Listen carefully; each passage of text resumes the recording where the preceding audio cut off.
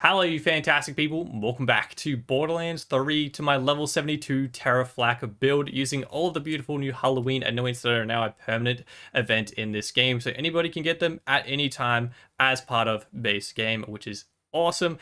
That means we can have ammo regen on Flak with whatever weapon we would like, and it's not quite as strong as Moses, but if you pick the right weapons, it's pretty much the same thing, which is a heap of fun. I'm going to start showing some clips on screen so you guys can see it in action. This is primarily a rack attack build because using Terra Anoints with Flak, the rack attack version of him, is the easiest way to do it, but you can definitely use fadeaway if you guys would like. The skill tree loadout will be exactly the same. It is pretty much my alpha Flak on my rack attack build skill tree wise, using the Terra Anoint weapons and using a few different pieces of gear, as well as, of course, the Anoints to get ammo regen with whatever weapon you guys would like. So think Tizzy, think the Torrent, think the Sandhawk, think Unkempt Heralds, think the Lucky 7 from DLC 1. This thing, I actually dislike the weapon generally because RNG is never on my side. And if you guys haven't used this weapon before, it is entirely RNG based. I'll do my best to explain it. Essentially, every time you reload, it flashes up 5 modifiers in the bottom right, and it randomly rolls between any of those. It can have 0, it can have all the way up to all 5 at the same time, and it will come up kind of above your ammo count there, so you can see which one you get for a split second, and you kind of have to memorize that. From left to right, instant critical hit shots. If you hit an enemy, it's a critical hit every single time. The second from left is fire rate. It goes insane. The middle one is one of 3 elements. It can be fire, it can be corrosive, it can be shock. Second from the right is splash damage on those shots.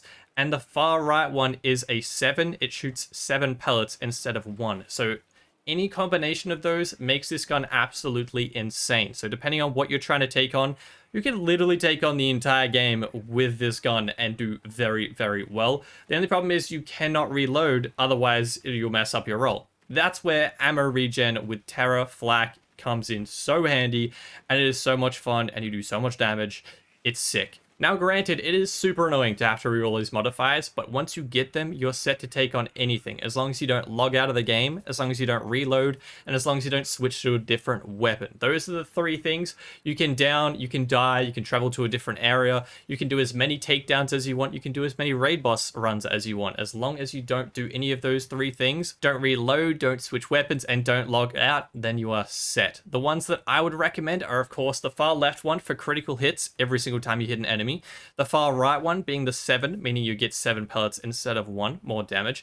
And the second from the right one being splash. I wouldn't recommend the fire rate one because you'll empty the mag by accident because it's so quick and the ammo regen doesn't keep up. You want to keep it semi-automatic and up to your trigger finger so you have a lot more control. Make sure it doesn't empty by accident, because as soon as you start the reload animation, it will cancel your roll and you'll reset the whole thing. Now, the middle one being the elemental type can be really good and do a ton of extra damage, but it is dependent on what you guys want to do with it. If you run into an elemental immune enemy like a mech that is immune to fire, and you only have a fire roll on your lucky 7, you can't switch weapons, you can't really do any damage to him, so you're going to be kind of stuck there.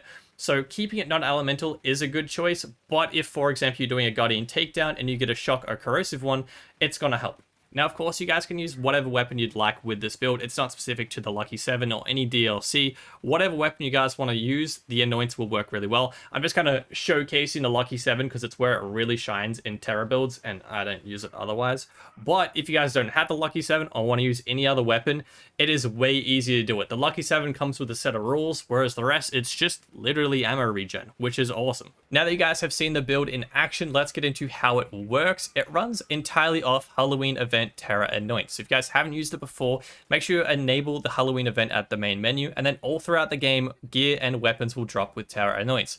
Also, you can go to Crazy L's vending machine with a few specific items and reroll the Anoint to have Terra Anoints on there if you would like, as long as the event is active. The 2 Anoints you guys want to go for, the first one being on a grenade. If you're using Flak with a Bounty Hunter class mod, I would recommend the Cloning or Mitosis Hunter Seekers, but the Anoint is on action skill end, apply Terra to yourself every 3 seconds for the next 18 seconds. That will apply a green ring to your screen with 3 different tiers. The bigger the the tier, the bigger the green ring, if that makes sense. That will, one, ruin your accuracy, ruin your handling, and also have a little bit of a ghost sound to your game as well. Now, none of that sounds good, but if you have the Anoint on your shield, while terrified, gain ammo regen. The more terror you have, the higher the bonus. That actually consumes the terror, therefore you don't get the horrible accuracy and handling negative to terror, and just get the ammo regen, but you will still have the green ring around your screen. Essentially, it's to make sure you know that you still have terror applied to yourself, so therefore you can spam rack attack to keep it up whenever you guys need it. And that's pretty much the entire terror setup. If you guys want ammo regen, that's all you have to do. Chuck those 2 anoints on your shield and your grenade, and you're set to go. You can keep your weapons exactly the same. This is my rack attack build that I posted like 2 weeks ago, last week maybe. If you guys didn't see that, I'll leave it linked in the description if you want a full guide for it. You're essentially just adding these anoints to the build and changing it up to have ammo regen. So your regular weapons like your Torrent, your Lucky 7, your Flipper, your Sandhawk will have 100% ASE, consecutive hits next to mag. Any of those anoints will work fine. Now, the only other difference you can do, if you want to chuck on the ammo regen to the Lucky 7 instead, you can have it on the weapon instead of having 100% ASE, therefore freeing up a spot for your shield to change up, so that way you can change your elemental ASE. For something like a raid boss like Hermie, I switched up to have the stopgap with corrosive, and then I switched up to have it with fire ASE. Therefore, I was a little bit more elemental efficient whilst having a non-elemental weapon like the Lucky 7. For pretty much any other weapon, you just have the elemental type, so you'd keep the regular anoint, otherwise you'd kind of lose some damage. But for that one, you could chuck on the ammo regen to the weapon if you would like. Other weapon choices that I'd highly recommend are the light shows. These are really, really good.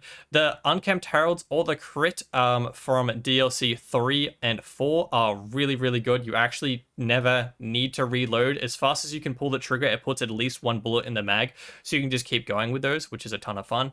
The multi-tap is pretty much I only use for the trials because it's one of the best weapons for it. It's pinpoint accurate, high fire rate, high damage, and you can keep the bullets in that so you never have to reload, making even faster trial runs. The Tizzy, you still definitely have to reload because I think how COV weapons is they won't allow for ammo regen to really keep firing forever, but you'll definitely be able to take back a whole bunch of the ammo consumption problem. You'll put bullets back in the mag, you'll probably have to reload just as often, but you won't run out entirely of ammo anywhere near as quickly. The Hellshock, the Radical, and the Beacon are fantastic melee 1 weapons to use with Terror Anoint builds. You won't have to reload them if you kind of play to them. You don't want to hold down the fire forever and just keep spraying until you find your next enemy, then your next enemy, because they do have a crazy fire rate. You will eventually run out, but you want to kind of take out one enemy, stop firing, find your next one, then keep firing again, and you won't have to reload that way. The Magnificent, I've checked in the last few builds, actually surprisingly pretty good. Feel free to check out that one if you guys haven't recently. Make sure you get the double barrel version though, and particularly with the horrible reload speed, avoiding that is very nice. The torrents, like I said, are great. The crit SMGs are also good. You're kind of taking away its negative of if you reload it, sometimes throws on the ground. With this build, you won't have to reload.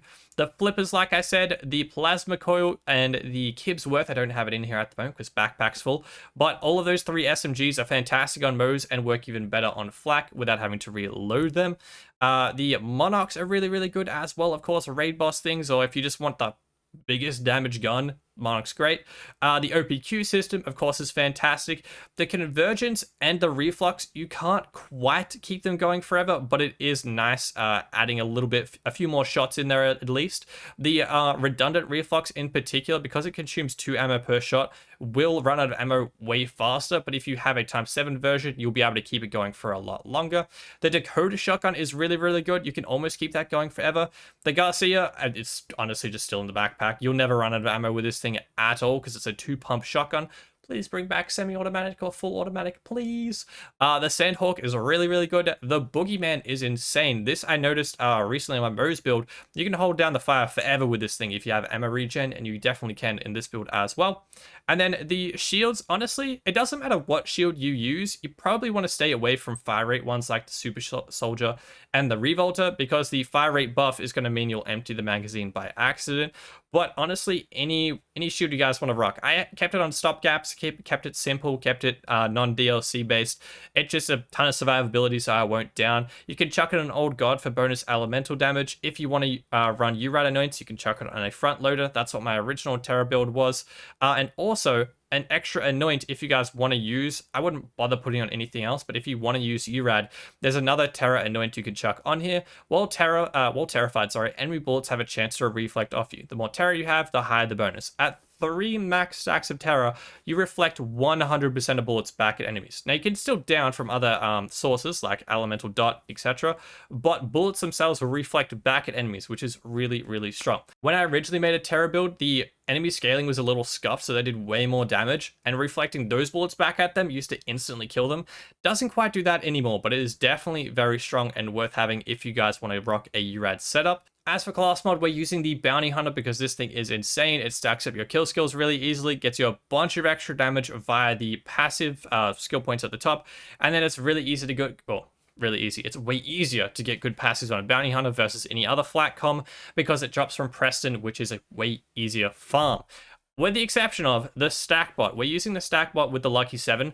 Please let me know if you guys know if this thing is still bugged or if it isn't. Last time I heard, if pet did a certain type of damage, it reset the stacks, and I never heard of that being fixed. So please let me know either way. But regardless, I used it today and it is very, very strong. If you guys have never used it, DLC 1 drops from Jackpot. Whenever Flak scores a critical hit, they gain increased weapon damage. 5% per stack at max stacks. 500%, which is insanely, insanely strong. Now with the Lucky 7, you can have the roll that hits critical hits every single time and also has 7 pellets, so you stack that up pretty much instantly. The only way to, like, ruin the stacks of Stackbot via Flak himself is hitting a non-critical hit. If you miss the enemy, it doesn't reset it. You have to hit a non-critical hit. So if you have that roll in the Lucky 7, you literally can't get rid of it, which is incredibly, incredibly good. So in mobbing situations and the raid boss, so good. Ton of extra damage, literally 500%, plus those skills at the top there are very nice. It's also not a difficult farm to get Stackbots from Handsome Jackbot. As for artifacts, I'm using the Pearl of Ineffable Knowledge, or if you guys have a really good company man, I would recommend using that. I don't have the backpack space right now for it, but if you guys have them, you can get double mag size rolls on there, and that would be really helpful for ammo regen. If you guys don't have DLC, use the Snowdrift Victory Rush, and I always keep a Cutpurse Launchpad. You honestly don't really need it for this build because we have ammo regen, but just in case for like the Tizzy, you can get your ammo back via that. Now over to our level 72 skill tree for the Terra Flak. Like I said, we're using Rack Attack because it's just the easiest way of proccing your action skill end and getting your Terra Annoyance working. If you want to use Fade Away though, I'll show you guys the changes for that at the end. It's only 1 skill point. But Rack Attack, Rack Accelerate, and Flock and Load for the augments. Rack Accelerate is key, but Flock and Load, honestly, you can change that between these 3 if you would like. 3 points in Leave No Trace, hitting critical hits puts bullets back in the mag. Interplanetary Stalker is a kill skill, gets you increased damage. Hunter's Eye gets you all of those bonuses against all bosses if you guys are using Bounty Hunters, otherwise individual enemies there. 3 points in Head Count is huge for Rack Attack, hitting a critical hit gets you action skill cooldown rate. That's huge for this because you want to be able to proc Terra and use Rack Attack to get Terra whenever you guys need it and you don't want to be out of Rack Attack. 4 points in Two Fang, essentially these are just the extra points at the end. You don't have to have these 4 here. If you're using multi-pallet weapons primarily, you can move them wherever you'd like. Otherwise, that is at least 20% damage for single pallet weapons. Big Game is 3 points in there. Increases your hunt skill duration and skill effects. Hunt skills include Interplanetary Stalker, Most Dangerous Game, Furious Attack, as well as Frenzy, all used in this build. Most Dangerous Game is a kill skill, gets you a bunch of damage, crit damage, pet damage, and handling for a long time. 5 points in Grim Harvest is great for Rack Attack builds in particular. Gets you a little bit of gun damage, a huge amount of action skill damage, which is Rack Attack, and gets you some pet damage as well. 1 point in Galactic Shadow for a cheap 15% critical hit damage, and 1 point in Megavore. For 20% of the time, you're going to hit a critical hit no matter where you hit on the enemy, which is great. Over to Green Tree, we got 5 points in Furious Attack. Hitting an enemy gets you more damage. 5 points in Overclock gets you increased fire rate, and then 5 points in Eager to Impress gets you action skill cooldown rate for via killing enemies because you want to have Rack Attack on all the time, like I said. 3 points in Turn Tail and Run. Stand still while shooting enemies, you get increased gun damage and fire rate. And if you guys need health regen and damage reduction, start moving. 1 point in Lick the Wounds. Pet will be able to pick you up if you're down to something stupid like a barrel, elemental dot, flak things. 3 points in fast and the furious. Whilst above half health, you get increased gun damage and movement speed, as well as pet damage as well. To get down to power inside, we can't put points in hidden machine if we're using rack attack, because we're not going to get the bonus. If you guys want to use fade away, by all means, spec this as much as you can. Take the 3 points I put in self-repairing system, take 2 points out of Two Fang, and just stack up hidden machine if you'd like. But rack attack's not going to get the bonus, so I put 3 points in self-repairing system. Attack command is useless to me. All my BFFs never spec'd it in my life. And Regen recover, you can put 3 points in there. Either works. And then get down to power inside. Whenever you start your action skill, aka hit rack attack, you get 25% of damage for 15 seconds. You'll actually get double that, an extra 50% damage if you're at full health when you hit rack attack. Over to purple tree, nothing, because when using a DLC of build. Over to blue tree, 3 points in persistent hunter, 12% gun damage. Action skill duration is useless to us unless you're using fade away. 2 points into a veracity, 20% extra damage just to get down the tree. That gets us 5 points in frenzy. We have 3 extra from our class mod, but we pair 1 point in he bites. Essentially, whenever pet shoots an enemy or gets shot at by an enemy, or reflect bullets back at the enemy, stacking up frenzy. At 5 points in here, you get 10 stacks total, 40% extra damage. At 8 points, we have 64% damage, but either way, a heap of damage. Now, your pet choice, honestly, depending on what you're doing in bossing situations, including the rate the takedown bosses, I always use Gunslinger Jabba because he's a ranged. He also has an SMG, highest fire rate weapon via the pets. Will stack up frenzy the quickest. That's why I choose him. In mobbing situations, you can use the Great Horn Skag, or you guys can use the Spider Ant Scorcher for elemental damage there, or regular damage and gun damage there. And that is my level 72 Terra Anoint Flak build. I hope you guys found this video helpful or enjoyable. If you did, don't forget to smash subscribe down below. Click that like button. Both are totally free, help me out a bunch, and I very much do appreciate it. Other than that, we have a Twitch we stream to every night. We also have a Discord filled with awesome people, both linked in the description if you want to check them out. And other than that, I hope you guys have a fantastic day. I'll see you guys next video and a live stream. Till then, adios.